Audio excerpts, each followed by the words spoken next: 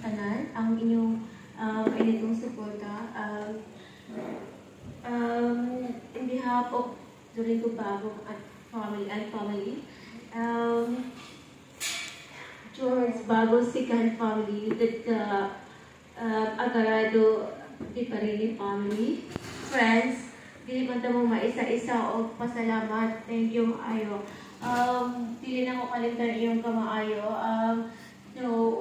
Dili ko kabalo sa tagsa ninyo.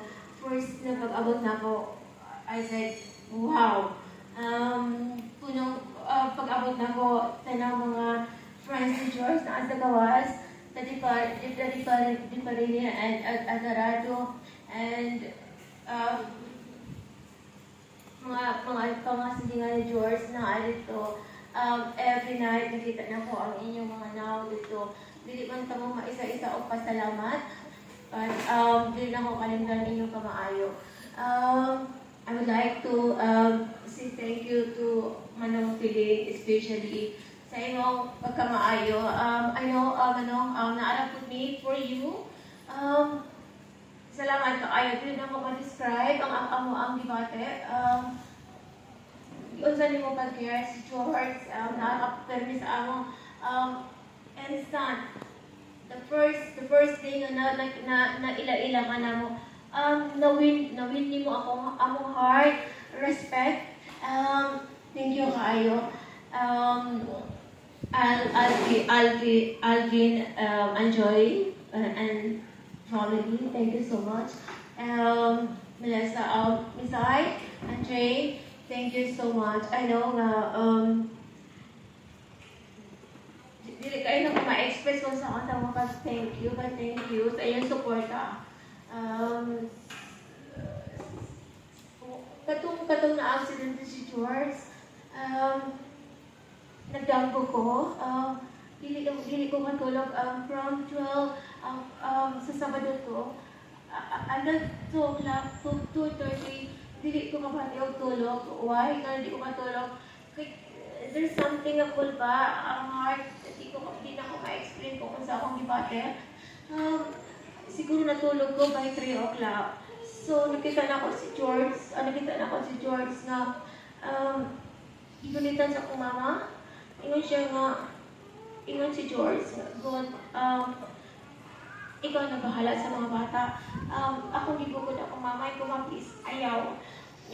Last na wala na ako, nakita na si George, nakita nga ako, ay, ilungon ako nakita. So,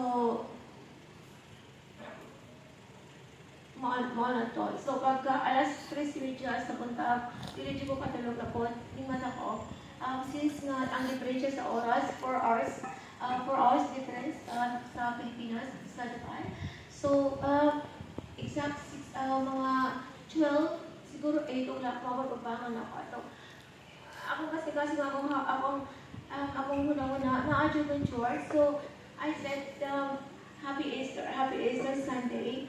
So, si Sophia nag-reply, o siya, tita, si Daddy dili na kakuan, nagreklamo nga dili na siya kaginhawa. So, sakit ko niya ang ulo. So, nagkuan ko, nag-video call ko. So, nakita na ko si George na sige na naghagok, yung paghagok. So, taas ang akong base, ang experience na nakita, based sa training ako nakita. So, there's something with George na ginawaan. So, iwan ko kay Stephanie nga, please, pangayong help sa mga silingan o dagan sa imong mga tiya o sa imong yulo. Pangayong katang para ma-rescue si George.